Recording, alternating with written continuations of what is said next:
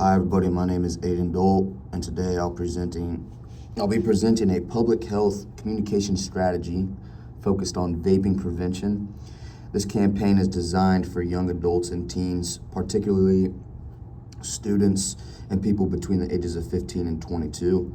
The title of my campaign is going to be Do Not Get Played. Throughout this presentation, I'll walk you through the communication objectives, strategies, media tools I'll be using, and how this campaign will be evaluated for effectiveness. Going into my communication objectives, there's going to be three main goals of this campaign. The first one will be to increase awareness about the real health risk of vaping. The second one will be to shift the common perception that vaping is safe or a harmless habit, or that it's safer than cigarettes. And three would be to promote quitting and healthier coping alternatives. This campaign was created because vaping rates among teens and young adults have surged in recent years.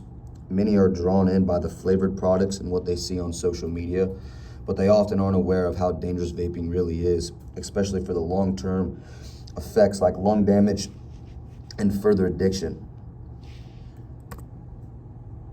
My communication strategies overview.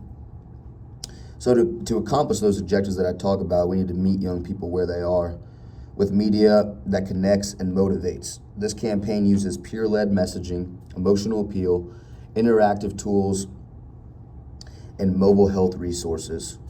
Why these methods? Well, peer influence is powerful, especially for teens and young adults. According to the theory of reasoned action, people's behaviors are shaped by what they believe their peers approve of. Emotional appeals like hope and fear help make the message stick. And this is supported by the extended parallel process model.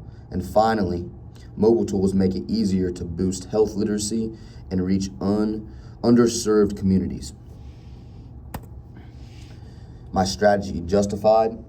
Well, here's how those strategies will play out, I assume. First, I would like to target underserved groups such as youth in low-income or rural areas by using platforms like TikTok, Instagram, social media, where they already spend a lot of time, and reframe the idea that vaping is cool, so to say.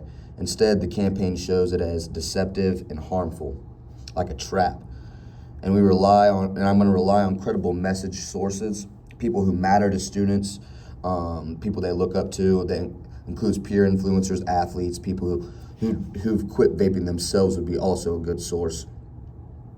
And use the right media channels like Instagram, Snapchat, the things that are popular, where they're at a lot, and even in school posters in the buildings they're walking around in day to day, to ensure that the message gets seen and heard.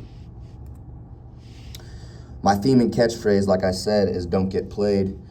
It's short, memorable, and hits the message home. Vaping may seem appealing, but it's really a trap. We use this catchphrase consistently across the platforms, from posters and print ads to app content and social media posts.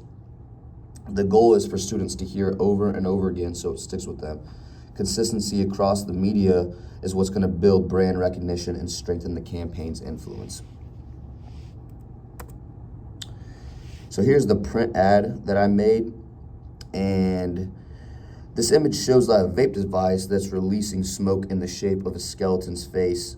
It's supposed to be a visual metaphor that shows the hidden danger behind these sweet flavors and the flavors these kids are attracted to. The headline reads, "Flavors fade, damage stays, and vaping sweet disguise hides long-term harm. It's time to see it for what it is, a trap."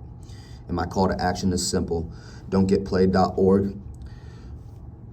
This message uses framing to emphasize long-term health consequences and emotional design, just to make people stop and think.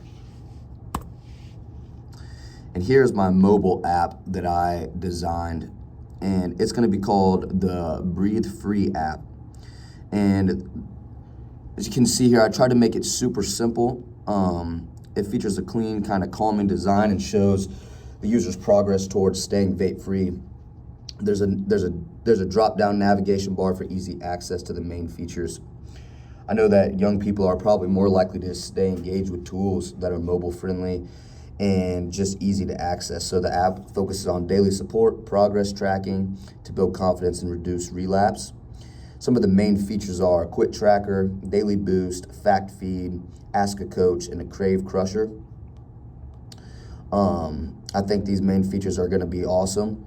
A little bit on the Quit Tracker is going to just show how many days vape-free, rewards, milestones, thing like that. The Daily Boost, encouraging quotes, mindful prompts, a fact feed with daily swipeable facts about the dangers of vaping, asking a coach, a place for users to send anonymous questions to real health coaches and get feedback, and a Crave Crusher, a toolbox with music, breathing exercise, workouts to do, distraction strategies, just to support this behavior change through encouragement, education, and emotional support. For other examples I would use for Facebook, Instagram, I just came up with a couple ideas. I would keep the same don't get played theme going across. I kind of had an idea of having a profile pic with like a broken vape with smoke forming, like kind of like a sad emoji, and it'd be like, think you're in control, so did I, and maybe have a person that has a testimony with their vape, with their addiction.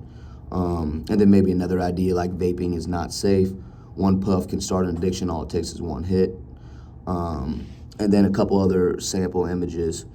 Teen tossing a vape into a trash, caption started over, stronger now, hashtag don't get played, hashtag vape free me.